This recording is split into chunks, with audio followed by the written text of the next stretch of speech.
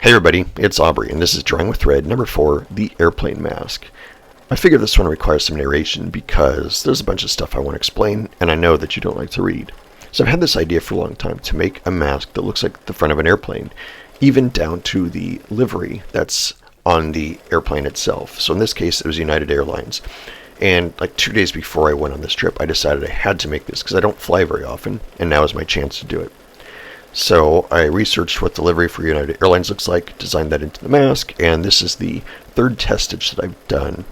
The first two kind of showed how much the fabric pulls and gets distorted by the 18,000 stitches that are in this design. So I used 3 rows of basting stitches to hold the fabric down to the stabilizer, and I also did the outline of the mask for a little bit more support, I guess you'd say, and it also makes it easier for me to line it up with a die cutter when it comes time to cut out the fabric.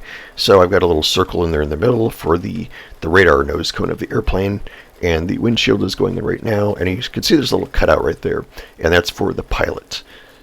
So being a fan of the movies from the 1980s, the Airplane series, I decided autopilot had to be in here. So if you know what I'm talking about, you'll probably see him in. You might recognize him when he gets drawn here a little bit more. But I went to some websites to see what the picture looked like, what autopilot looked like, and kind of drew him in here. Some more of the livery right here.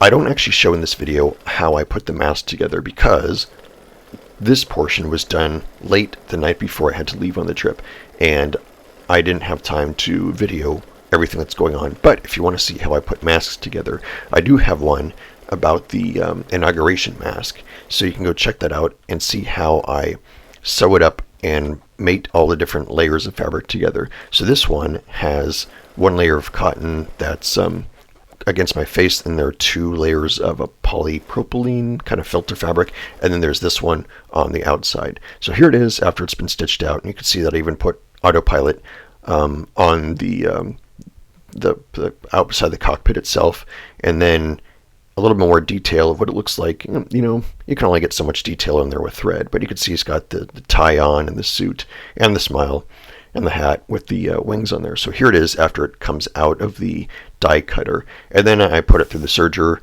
and sew it up and put the straps on it, and it's done. And here I am. I'm happy. Of course, there's a smile on my face because, but you can't see it, because I got up in time, made it to the airport, and made the airplane. So anyway, I'm pretty happy with how it turned out.